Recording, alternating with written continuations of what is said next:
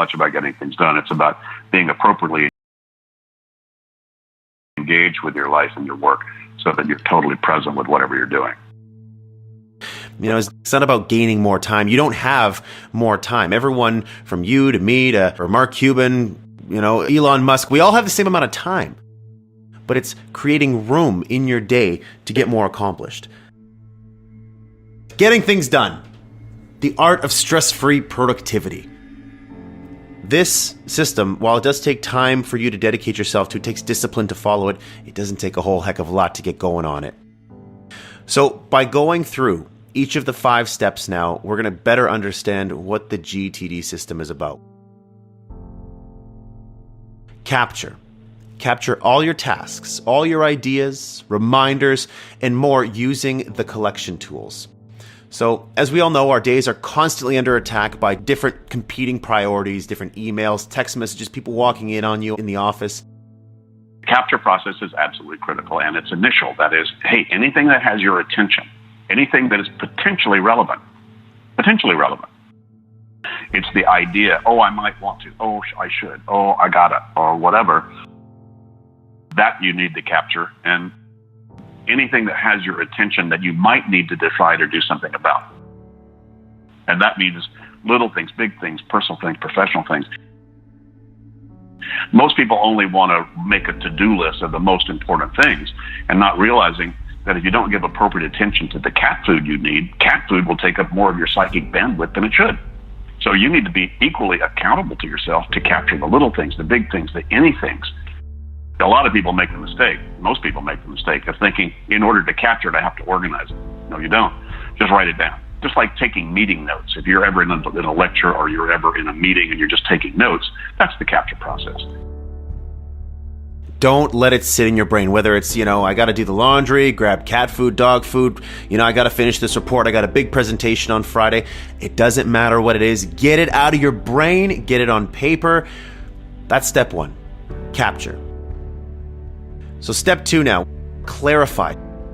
So empty all your collection tools weekly. So now that we have collection tools in place, again, whatever it is, pen and paper, you got a notepad on your desk, or you have something on your phone. So we have our list. We have to empty it off.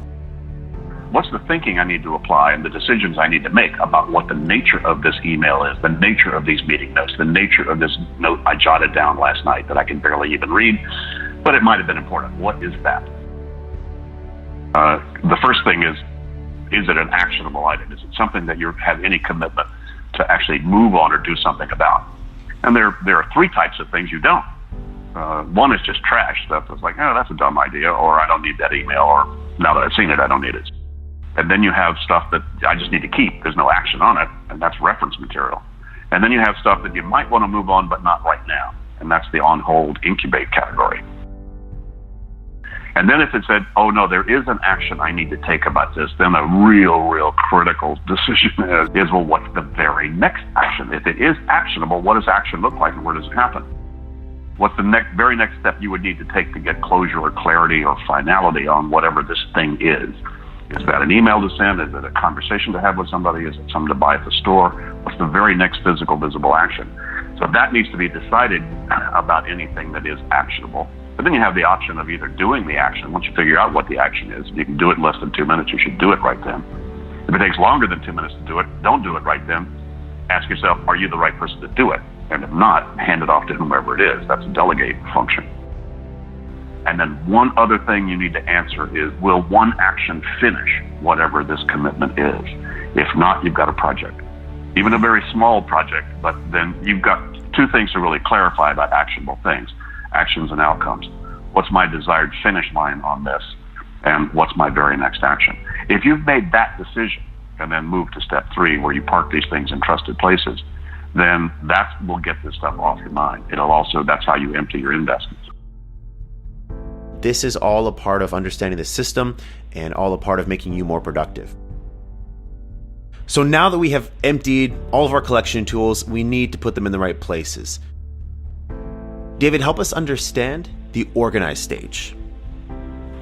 Well, organized just says once you decide what this thing actually is it reference? Is it trash? Is it an on hold? or what this next action is, and I can't do the action right now, where do you park those? Well, you want to park those where you see them at the right time and place. So once you've decided what these things are, if you can't do them right then, you need to park reminders in a place that you trust you'll see.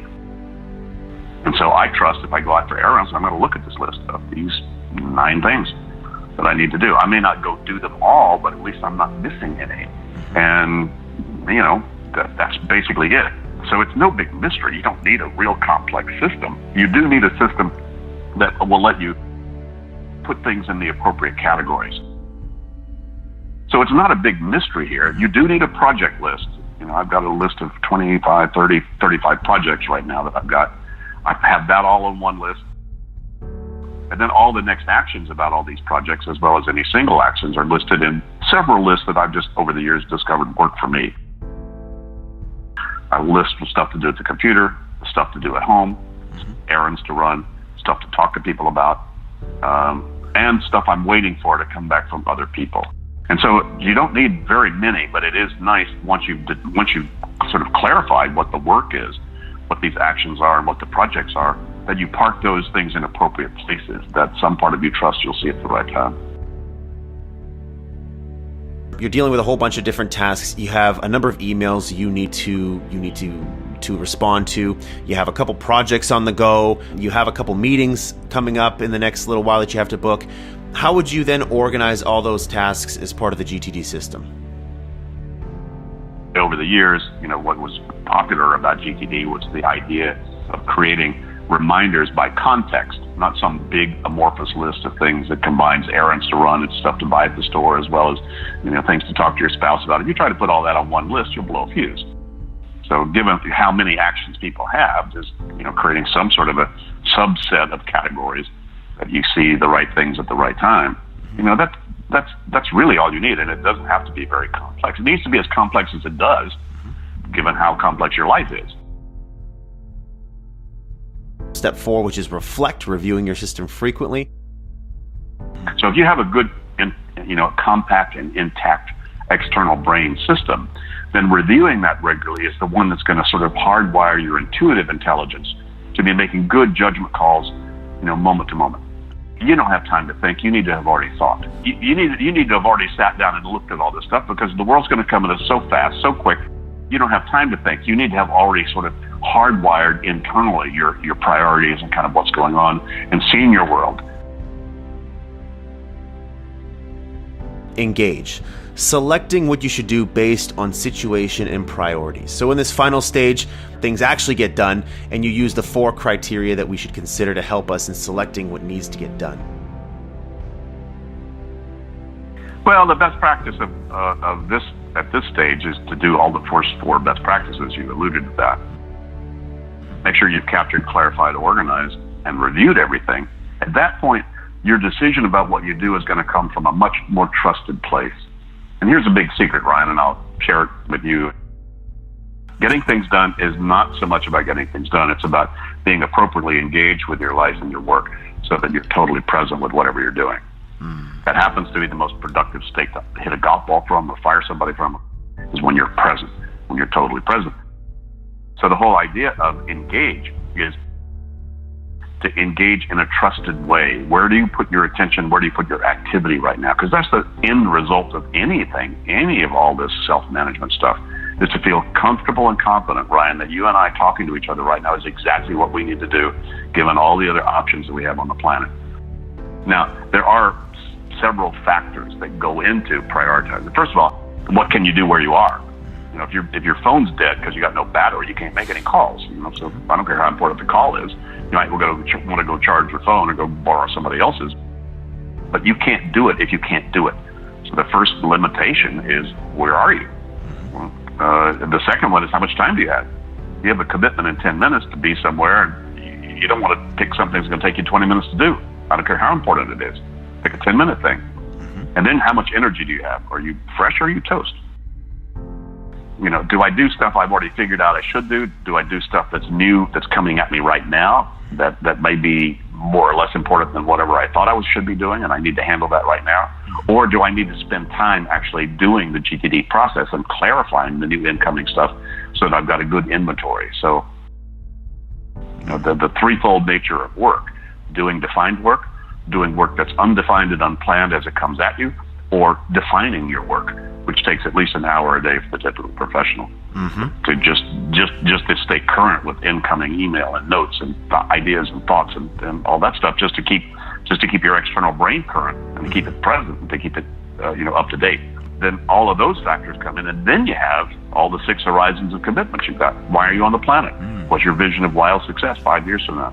What do you need to accomplish in the next 24 months to make that happen? And by the way, what are the things you need to maintain to make sure you got a healthy body and a healthy enterprise? And by the way, what are all the projects you need to finish about all that? And by the way, what are all the action steps you need to take about all that? And those are my 6 horizons. I really identified that we have all these levels of commitment. So it's most people have a much more complex life than they really realize.